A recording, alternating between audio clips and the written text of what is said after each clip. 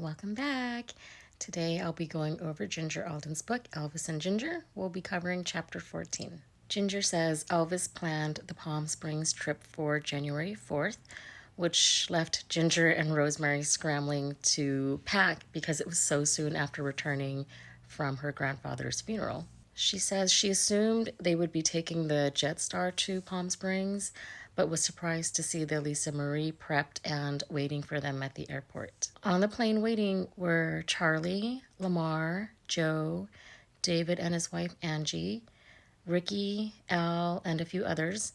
She says it seemed as if Elvis wanted to take a bit of home with him on trips. Ginger says Elvis gave Rosemary a tour of the plane since it was Rosemary's first time in it. She describes Rosemary as audacious and outspoken, and Rosemary could match Elvis's and Charlie's wit. Ginger loved having Rosemary there and watched how easily Rosemary joked with everyone. Ginger says Rosemary could always make Elvis laugh, and it made Ginger happy to watch him so relaxed and at ease around her big sister. They landed in the serene desert town of Palm Springs near dawn. Some of the group went off to their hotels while Elvis, Ginger, Charlie, and Rosemary took off to Elvis's home on Chino Canyon Drive. She says it was a lovely home surrounded by a black iron fence. Rosemary said, "Not much yard," and Elvis laughed and said, "That's why I had some of the rocks painted green." Ginger goes on to describe the interior of the house, which I'm not going to detail here, but if you are into that type of thing, I'm sure you can find pictures of it on the internet. Remember, Elvis Presley, Palm Springs home, Chino Canyon Drive. They were in the den where Ginger and Rosemary complimented the bright carpeting, and Elvis said, quote, "The carpet was a gift from the mafia." Ginger says she wasn't sure if he was joking, and she says she would have believed it because everyone wanted to meet Elvis, even it was just to be seen with him. And she says she never heard any conversations or saw Elvis do anything that would lead her to believe he was involved in mafia type extracurricular activities. Ginger says she and Elvis took their spiritual books everywhere, and she too began writing in the margins and underlining texts that stood out to her. She says, quote, "I still never felt my beliefs as a Christian were being tested, only that Elvis was trying to introduce me to different ways of thinking and exploring different ways of looking at the universe." Elvis gave Rosemary a few books too, so that she could join them in exploring.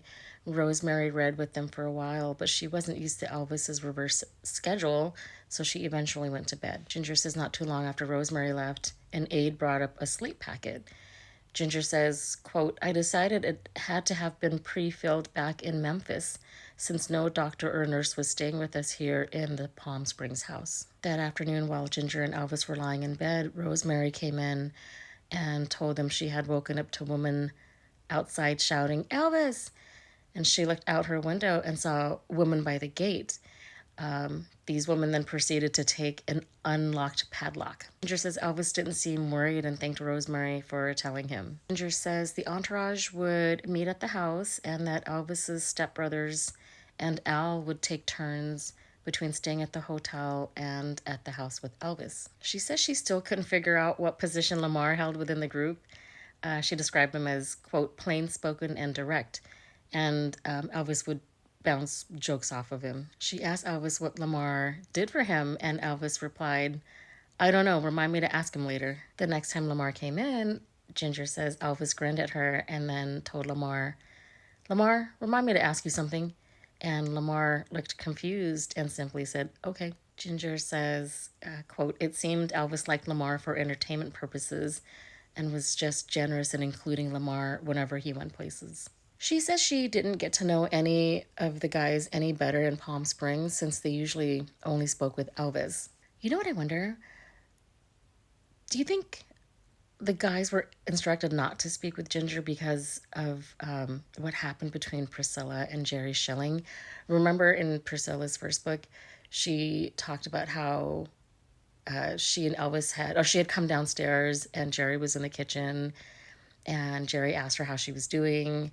And then she went upstairs and told Elvis that. And then Elvis got really upset about their interaction. I don't know. Oh, but wait, but I think Linda had a good relationship with the Memphis Mafia too. I don't know. Anyway, Ginger says she got to know some of the entourage's humorous nicknames, though, that Elvis had given them. She says sometimes Elvis called Charlie Hodge Slewfoot, and Lamar Fike was lard ass because of his weight. Ginger says, quote, in private, Elvis told me he called his aide Al the atheist, and that his bodyguard Dick had the personality of a rhinoceros.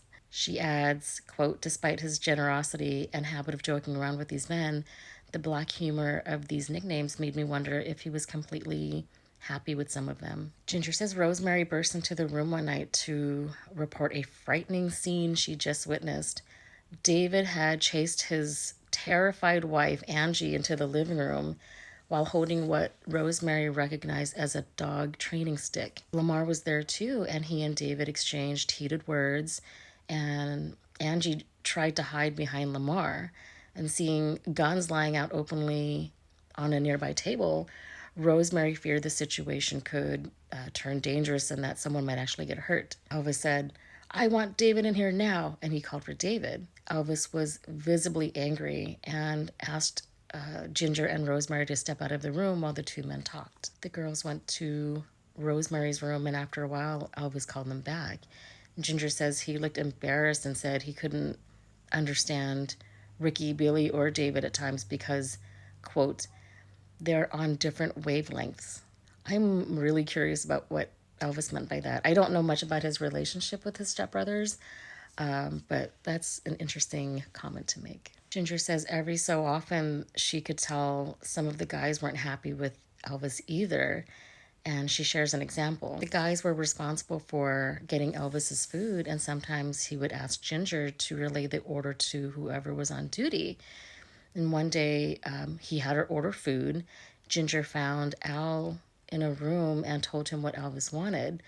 She says Al rolled his eyes and walked into the kitchen, not saying a word. She wasn't sure if Al was mad at Elvis at the time, or maybe he was annoyed because she was telling him what to do something, or if he was just overworking for Elvis. It was just she couldn't understand why Al reacted the way he did. Ginger recalled the time that Al was at her family's home, and he said he wasn't too thrilled about his job, and he was simply there as a means of income to support his mom. Ginger says another day Rosemary walked into the kitchen and found Al and Ricky bickering at each other about who of the two would reheat Elvis's food.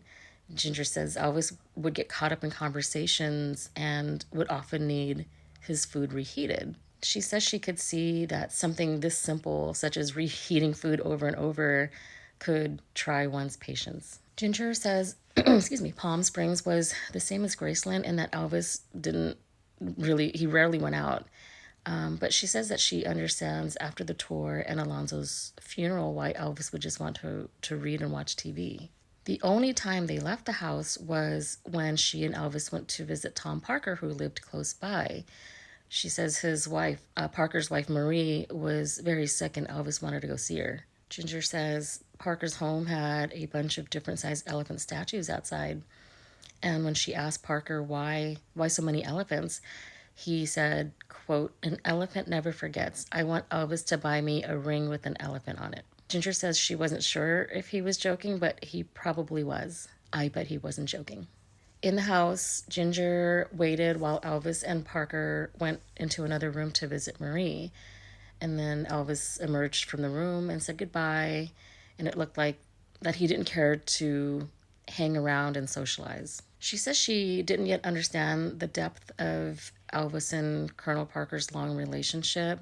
From what she observed during their visit, they didn't appear especially close, and that their interaction seemed focused almost entirely on business. Ginger says on January 6th, Parker called Elvis at the house, and when Elvis hung up the phone, he looked stricken. Elvis said, quote, Frank Sinatra's mother just careened off a mountaintop. Ginger says the Learjet Frank's mother was in departed Palm Springs for Vegas, where Frank was opening his show at Caesar's Palace. And the plane crashed into the San Gorgonio Mountains, killing all four people on board. She says that although Elvis makes his or masks his concern with dark humor, it was clear that the plane crash truly troubled him. She says Elvis had mentioned offering Frank Sinatra the use of one of his own planes, and that this showed her the kind of solidarity that exists among top entertainers, very much like how ordinary people would instinctively help friends or neighbors in a crisis. Ginger says Elvis flew on planes often, and she wondered if he ever worried about air disasters. One thing that worried Ginger was Elvis's health. She says that she and Elvis liked the same foods, but she noticed he was often served oversized portions. And sometimes he resisted the temptation to eat it all, and sometimes he didn't. She wanted him to help him eat healthier, but she wasn't sure how to influence someone who was so accustomed to getting whatever he wanted. One thing Elvis did really enjoy was yogurt, and she encouraged this because it was healthy, and she wanted to encourage him to eat equally beneficial food. One day she walked into the bedroom and Elvis was on the phone. He said to whoever was on the phone, "Tell her how to take care of me," then handed Ginger the receiver. He told her, "It's Priscilla." She said, "Hello?" And a female voice said, quote, "See that he eats right and gets plenty of rest." Ginger said, "Okay," and then quickly handed the phone back to Elvis, wondering if the interaction was mutually awkward for Priscilla. So I think it's interesting here that of all the things that Priscilla could have said to Ginger over the phone at this time, she just told Ginger to look after Elvis. Anyway, Ginger says it would be nice to have, it would be nice though to have allies when it came to helping Elvis eat healthier, even if it is the ex-wife. Ginger stepped into the bathroom to give Elvis privacy while he spoke on the phone, and found herself wondering how often he still talked to Priscilla. Ginger was unsure of the nature of his relationship with Priscilla, but she reminded herself that they shared a daughter, so occasional conversations between them made sense. Ginger says she overheard Elvis tell Priscilla, quote, "Really, Priscilla, Ginger is one of the prettiest girls I've seen in a long time." Ginger says she felt good about what he said, but wondered why he was telling Priscilla that, and she questioned if he wanted the women in his life, past and present, to be jealous of each other. When he hung up the phone, she sat next to him on the bed, and Elvis told her, quote, "I'll always love Priscilla because she's the mother of my child, but I let her go. What hurt me was that her boyfriend, Mike Stone, said that I couldn't see Lisa." I didn't know this part about Mike Stone. Yikes. Ginger could see how much the memory hurt him, and she felt touched that he trusted her enough to share something so personal. Taking his hand, she hoped he would always feel safe opening up his emotions to her. Ginger says throughout their entire vacation in Palm Springs, Elvis only wanted to read he only wanted to read his books with Ginger in the bedroom, and only invited Rosemary to join. She says Rosemary's interest in their readings was growing, and she also says Elvis had zero interest in socializing with anyone else in the house. One of Elvis's favorite books was Autobiography of a Yogi by Paramahansa Yogananda, and he seemed fascinated by the author. She says, quote, "Elvis also admired David Anrias's book, Through the Eyes of the Masters, which expounded on the belief that a person could incarnate in another person's body. Over time, Elvis would tell me he thought Kut Humi, one of the masters from the book, was incarnate in himself, and pointed out a photo with the master dressed in a high-collared jacket similar to his own favorite style at the time." Ginger sensed that Elvis believed a higher force was guiding him to uplift others, especially through his music. His reading wasn't just self-exploration, it was part of wanting to help people. She says he taught her about chakras and acupressure, and even showed her pressure points on her foot. Ginger says during one of their reading sessions, Rosemary felt queasy, so Elvis and Charlie did a healing on her. Rosemary was on the bed with Charlie holding her hand, and Elvis hovered his palm over her abdomen and told her to think of the healing color green. Ginger says, quote, he waited for a couple of moments, then quickly lifted his hand high in the air, shaking it, seemingly trying to cast away her ailment. Ginger says it worked because Rosemary got up and said she felt better. She says Elvis then talked about the power of concentration. So Ginger doesn't outright say it here, but as the chapter continues, I can tell that what she meant by the power of concentration is the ability to move objects if you concentrate hard enough. Anyway, she says Elvis walked them out to the backyard and up to a shrub. The sun was coming up, and I'm going to quote the book here. Quote, placing one of his hands near the leaves, Elvis watched them and waited for some subtle movement. I didn't see anything happen. Ginger says after a short time, Elvis looked toward the sky. He raised his arms with palms facing up and concentrated on the clouds.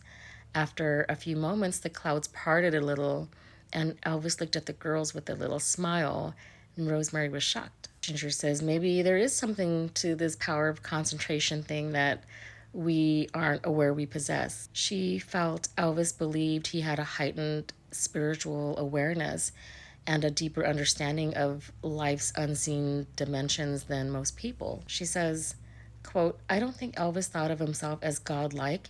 However, from his insatiable curiosity and intense studies of different religious practices and philosophies, it was clear he felt he had achieved a higher consciousness, one that gave him unique insights and an enlightened view of the powers we all might possess if we were willing to follow his path.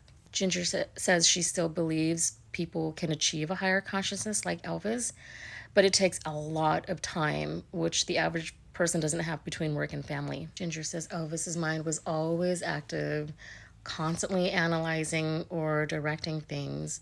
One day while pacing in his pacing in his pajamas, he asked her to observe his walk. When she didn't notice anything unusual, he explained that his stride was cat-like. He told her his animal title in karate was Mr. Tiger because, quote, I fight the way a tiger does, light on my feet. Ginger says Elvis loved discussing people and mysterious news stories. He became especially animated talking about Claudine Longette's controversial shooting case. Claudine had shot her boyfriend, Spider Sabich, but claimed it was an accident. Convinced that there was more to it than an accident, Elvis called his private investigator friend, John O'Grady, with Rosemary listening in so they could analyze theories about what really happened. Ginger says Elvis also often speculated about Bruce Lee's death and the possibility of foul play. Ginger says Elvis also told her about some special technique one could employ while fighting in karate. She says, quote, Elvis told me about the possibility of generating an invisible wall of resistance out of projected energy, a protective shield with a special characteristic. It could soak up the energy of an attacking foe and repel it back on itself. Elvis told her very few people knew how to do this. Then he called Charlie into the room. She says Elvis assumed a focused stance with his hands out in front of him as if channeling energy. Then he told Charlie to charge at him. And when Charlie did, Charlie was knocked backward as though hitting an invisible barrier. Ginger first thought this was a joke and started to laugh, but stifled it when she saw how serious Elvis and Charlie were. And she says what she just witnessed left her bewildered, and that it was possible Elvis had created an invisible force field. She says you had to be there to understand. That's it for chapter 14. Stay tuned for chapter 15, where they celebrate Elvis's 42nd birthday, and Ginger talks about Elvis's gun incident with her that scared her beyond belief. I'll see you then.